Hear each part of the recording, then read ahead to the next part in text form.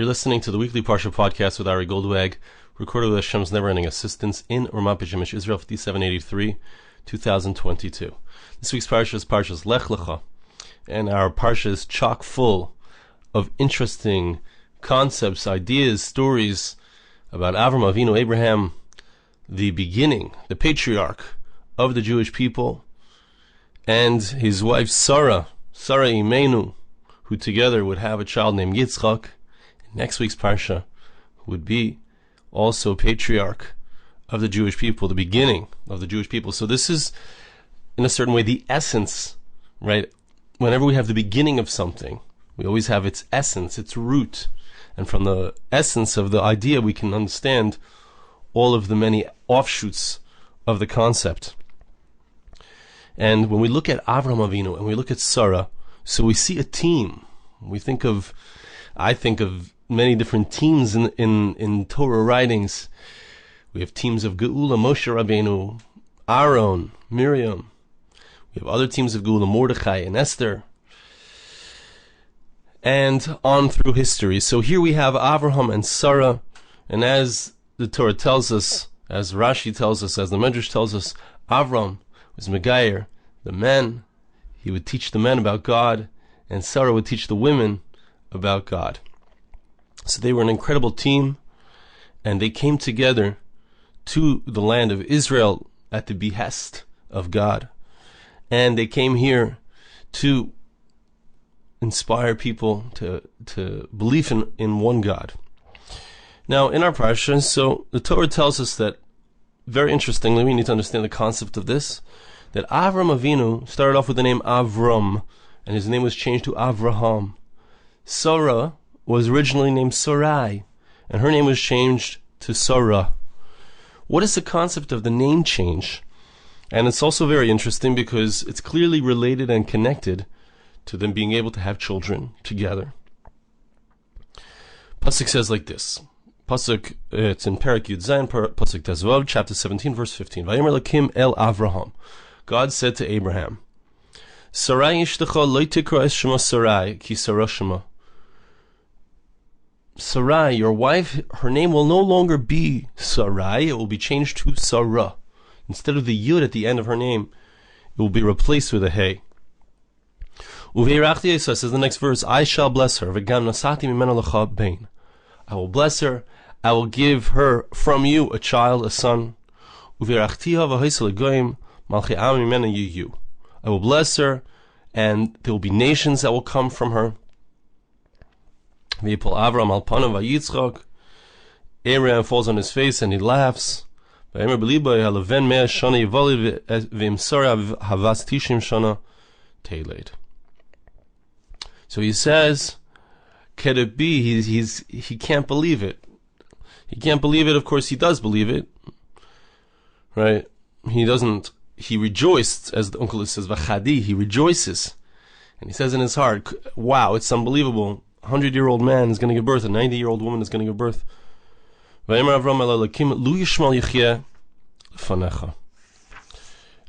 Avram mentions that. What about Yishmael? And Hashem reassures him, don't worry. Hashem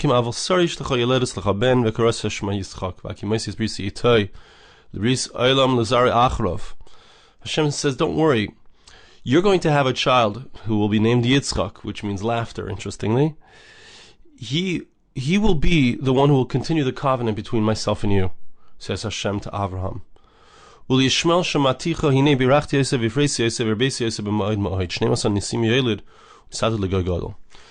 is also going to be a great nation. He's going to have 12 princes who come from him. But your main progeny is going to come from from Yitzchak, your son, that you're going to have with Sarah. So that's the conversation that Avraham Avinu has with God. And it's a very interesting conversation. Like, what's this back and forth? What's the idea? Where does there need to be a name change? Why does that seem to be the prerequisite for them to be able to have children together? Why is there talk about Yishmael? What is the distinction between Yitzchak versus Yishmael? Why is it that Yitzchak indeed carries on the spiritual legacy of Avraham Avinu, while Yishmael doesn't seem to be the one who's going to carry on that spiritual legacy in the same way as Yitzchak would? So what's the understanding of this? So I'd like to share with you a beautiful medrash, and as we read the medrash, so we're going to ask questions. We're going to try to understand what the medrash is saying. What's the foundation of the medrash?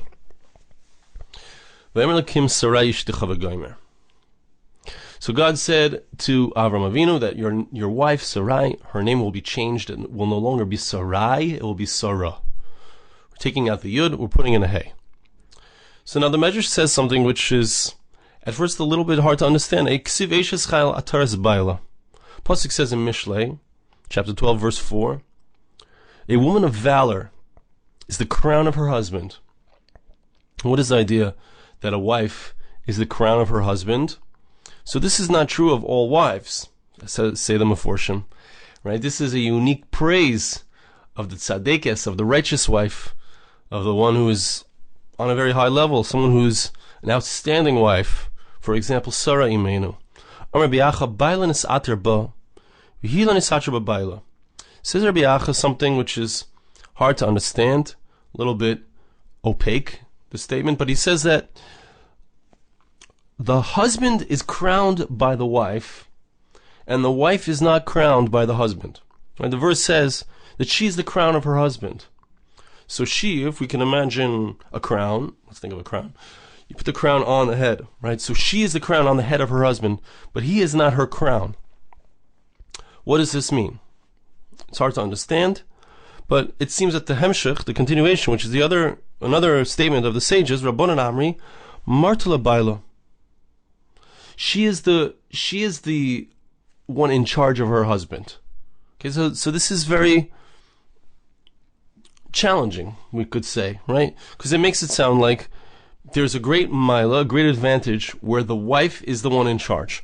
Let's see the words. Generally speaking, the man is the one who makes the decree. The wife follows the decree of her husband. However, here, Hashem says to Avraham Avinu, when it came to sending away Yishmael was having a negative effect on Yitzchak. So Sarah instructed Avram that we have to send away this child, Yishmael, along with Hagar, the shifcha, the maidservant. So Hashem says to Avraham Avinu, even though he was loath to do so, it's his son, it's his offspring, it's his flesh and blood. Nevertheless, Hashem says, whatever Sarah says to you, you should do. So Hashem clearly states that Sarah Imenu, in a certain sense, is the one who is to be listened to and who is going to inform the decisions, let us say, that Avraham Avinu is to do. In the deeper sources, when they speak about the concept of the crown, which is Keser and Atara is the crown, in speaking about the crown, so it always refers to the concept of ratzon, generally refers to the concept of ratzon, of desire, which is the root of a decision. A decision is made from where? Does it come from our intellect? That's the chachma and the bina, the wisdom, the intuition? Or does it come from a higher place? The actual decision itself is from a place called keser, which is the crown, which is placed above the head. So based on that, we understand that Sarah is the one who's the crown of Avraham. She's the one who is to inform his decisions. She has a certain, as the Meforshim explain, as is perhaps well known, Sarah Imenu on a certain level has a greater level of Ruach HaKodesh, of divine inspiration, than Avraham himself. And therefore, he listens to her. He is to listen to her. When she says that you have to send away Yishmael, she has a deeper understanding, in a certain sense, that needs to be taken into account, needs to be reckoned with, and the decision needs to be based on her statement. Okay, that's the medrash, which of course needs explanation, because is that a general principle that a husband should always listen to the wife? Do we say that, certainly it does say that generally speaking, the husband is the one who makes the command and the wife is the one who follows. So if that's the case, so then what does it mean over here? It seems to be a maila. It seems to be a greater type of wife, a more exalted type of wife, who's able to guide her husband, who has a deeper level of understanding than her husband. How are we to understand this? Is that an ideal? Amar Rabbi Shua ben Korcha. So now, the rest of the Medrash seems to be, as is often the case with a Medrash, Medrash says something which seems to be cute, and I'm loath to use the word cute, but it says something which seems to be, like something that they teach in kindergarten, and clearly Chazal, when they taught these ideas, they didn't mean something cutesy. They didn't mean something, on the level of kindergarten. They meant something very deep and very holy, and we need to understand what they meant and not take it for simply face value. Amar Rabbi Shua ben Korcha, Yud shenot al Kodesh Baruch Hu Sarai. The Yud that Hashem took from Sarai. Her name was Sarai, and now her name became Sarah, right? So what happened to that Yud? So, Nechlek Chetzia, the Sarah v'Chetzia le'Avram. So the Yud, the value of the letter Yud, the Gematria, is 10. If you take the 10 and you split it in half, you have 5 and 5, right? The value of the letter Hey, which is replacing the Yud in Sarah's name, is 5. So there's 2 5s that get you to that Yud, that letter Yud. One of them went to Sarah, and one of them went to Avraham. That's what the Medrash says. So the Yud of Sarah was split between them. What does this mean?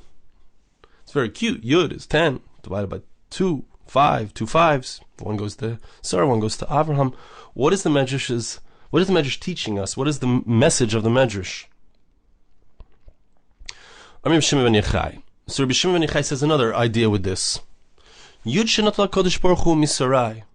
Hayatasu fareach lefnei kisei shel HaKadosh Baruch Hu. The Yud that Hashem took from Sarai, it flew up and it was hovering in front of the throne of God's glory. Excuse me. Amar lefanov, Ribbono shel olam b'shvil shani kitana, she'oisei tzitzitzanu yisar had tzadekes. Yud says in front of Hashem, because I'm the smallest letter, therefore I should be removed from the great righteous woman Sarah. It doesn't seem fair. What? I'm so little. Because I'm not a chashuv letter, I'm not such an important letter, I'm such a small letter. Therefore I should be removed from her great name, from this righteous woman's name. Amar le'akadosh Baruch Hu. Hashem says to him, says to the Yud, the Shoavar hayis mishmo shel nekeva. In the past, you were in the name of a female. Uvisevin shel, and you were the last letter of her name. I'm going to take you and I'm going to put you into the name of a male, of a man. And you're going to be the first letter of his name. Yehoshua. Moshe Rabbeinu calls Yehoshua, who is to be the next leader of the Jewish people. He changes his name from Hosea, adds a Yud at the beginning of his name to become Yehoshua. So the letter Yud was transferred from Sarai to Yehoshua. That was the answer to the Yud's complaint. Again, we need to understand the depth of what the Medrash is saying. What does it mean that a letter flies up in front of Hashem and complains and says, where's the fairness of taking me out? What does it mean that a letter is part of the name of a tzaddik, a tzaddikis? And what does it mean that it's moved over to Yehoshua? And then the Medrash, the final piece in the Medrash is 3 lines. It says something which is pretty famous. Perhaps we can have a deeper understanding of it. Rabbi Mana, l'sha'avar hoysa Sarai la'atzma. Achshav tehi Sarah chol ba'olam. What happens with this change of Sarai's name from Sarai to Sarah? Sarai means my princess. It means a personal princess. A Sar or a Sarah is a princess. Sarai means my princess. She was a princess to herself. She was a personal princess, maybe to Avraham Avinu, or maybe as the Meforshim say, only to the people of Haran, to her own people where she grew up. She was Mekariv. She brought many people within her original hometown to the awareness of Hashem. But now her mission was changing, and she was going to be somebody who would bring this awareness, who would be a princess in relationship to the entire world. Because now, perhaps we could say, now she is going to have a child who through him, she would become her message of spirituality, of the one God, of Abraham and Sarah, would be transmitted to the entire world. Everyone in the world would know about the one God. Why? Because of this child she was about to have. So she would become a princess to the entire world. So we need to understand the depth of this. Also, it's very interesting. There's a different gears over here. There's two different possibilities of what it's supposed to say. Sarai le'atzma versus Sarai le'umasa. She was just a princess for her own people originally. But the version of our version of the Medrash says Sarai le'atzma, to herself, which sounds like it's only her by herself. So let's try to understand what's going on here. You know, every time we study something together, every time as I'm preparing, I learn with my son, Baruch Hashem Moshe Dov, and I try to understand what's going on. And a person, by asking the right questions, can be led to an insight as to what is going on, as to what the intent of the Medrash is. And trying to understand this Medrash, trying to understand the depth of the Medrash, the line that I honed in on, I noticed, is that it says that the Yud was split in half and became Hey and Hey, two letter Heys. And one was given to Sarah and one was given to Avraham. What is the idea? What is the depth of that statement of our sages in this Medrash? And the feeling that I had was that Hashem dropped this idea into my mind. And I think that this is really what the Medrash is saying. It's very clear to me. The Medrash is saying something powerful. The Medrash is saying that Sarai, when she was le'atzma, when she was to herself, so to speak, when she was alone, even though she was married to Avraham Avinu, there needed to be a deeper connection between them. There needed to be something more than just the fact that they were married. There needed to be a melding of their intellect, of their minds, a melding of their decision-making process. That it wasn't just Avraham making decisions. It wasn't just Avraham having a child alone with another woman named Hagar, a child named Yishmael.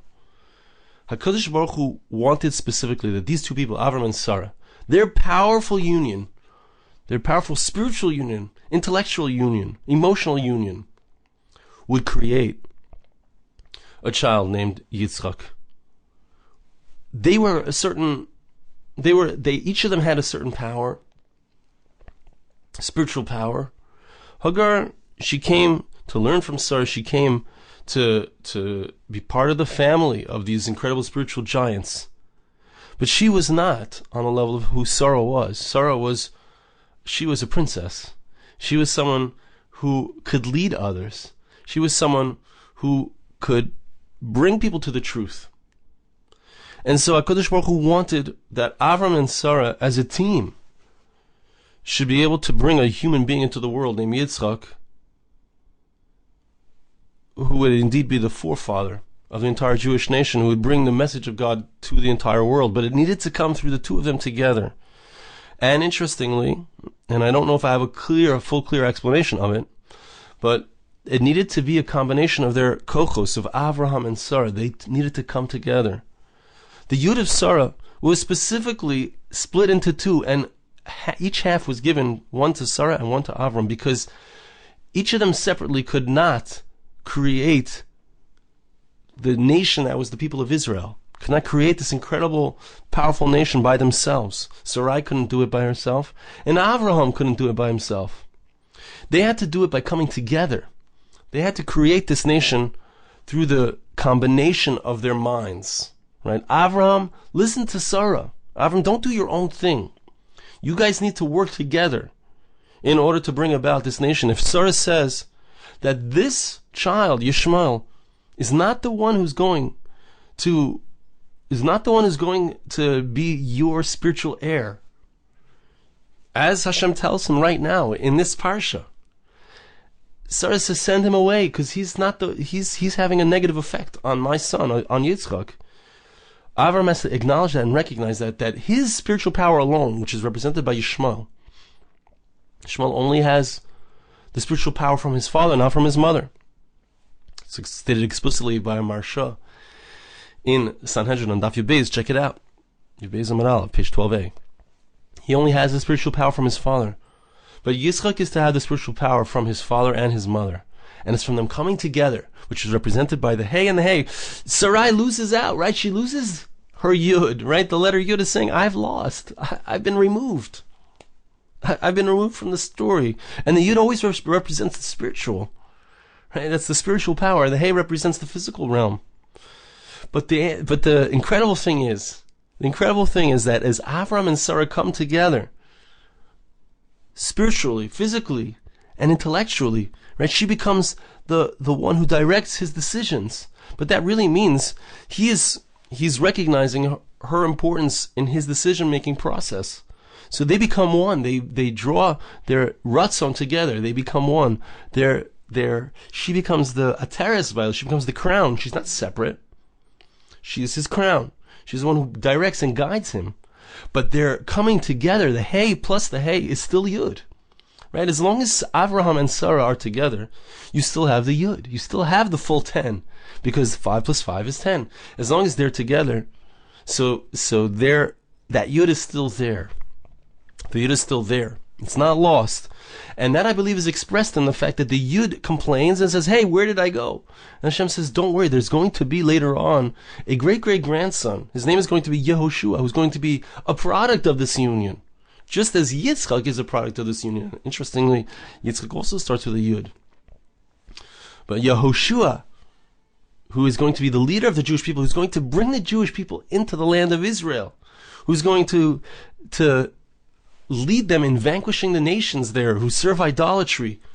That offspring, Yehoshua, who represents the power of the Jewish people as a nation, who represents that you are not just for yourself, Sarai, la'atzma.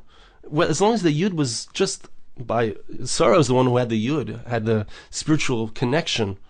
But at the moment that she shared it with Avraham, she became someone who is going to have an impact on the entire world through a nation that would be born from her, through a Yehoshua who would eventually be born from her offspring, who would lead the Jewish people into a destruction of the nations who were there, which represented idolatry and illicit behavior.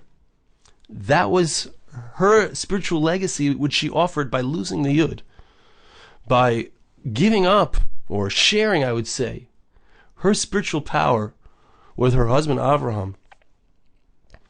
So it's an incredible idea, and it underscores something which actually I've been listening recently. Baruch Hashem, Rosh Hashiva Rabbi Perzel Zayin Gezuni should be healthy and well.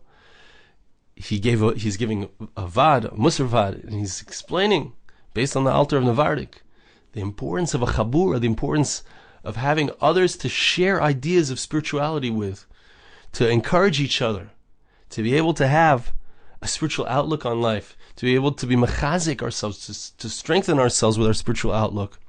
I couldn't help but notice that this is very much the message of this medrash. The medrash is telling us that Sarah on her own could not have that spiritual effect on the world. She was just a Sarai la'atzma. She was just a princess to herself. Perhaps a princess to her nation, to her original environs. But in order to have an impact globally, she needed to combine forces with Avraham, and they needed to have a child together, which would combine his spiritual power with her spiritual power. When we connect with others, whether it's our spouse, we need to, sometimes we think differently than, oftentimes, right? We think differently than our spouses. We think differently than our children. We think differently than the people around us who are all trying in our own way to have a spiritual connection. The message of this medrash is, I need to listen to those around me. I need to hear the spiritual direction that my wife has, that my children have, that my friends have, that my teachers have. I may have developed a spiritual path, but I also need to be open to others who also are alongside me on this journey. And I lift up you and you lift up me. We lift up each other. And we grow.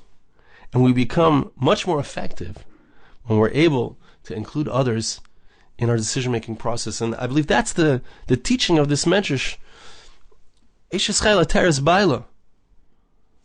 A woman of valor becomes the crown of her husband when we recognize the spirituality, the greatness, the intuition of those around us, and we incorporate other people's opinions into our own gisha, into our own approach to life, obviously the positive opinions, the spiritual opinions, we become greater. That person becomes the crown of who we are. We involve others, and we can't do it by ourselves. The yud that person has, or the yud that I have, until we start listening to each other, until we start forming a group, until we start forming a consensus of opinion based on true spiritual goals, until we become to do that. So we're just by ourselves. We're just the prince for ourselves. We haven't yet become a prince with a message that communicates to others. So I want to bless you, and I ask you to bless me. Hashem should help us, that we should indeed be able to be open to those around us, be open to the spiritual message of others. Hashem should help us that we should be able to share our own spiritual message with others as well. And together we should be able to form aguda achas, a singular group whose goal is to develop in our service of Hashem, and whose goal is to communicate the importance of that service of Hashem to the entire world around us. Thank you so much for listening. Have a wonderful Shabbos. This podcast was made possible through the gracious donations of listeners like you. For more podcasts like this, please visit www.arigoldwag.com or search on iTunes Ari Goldwag.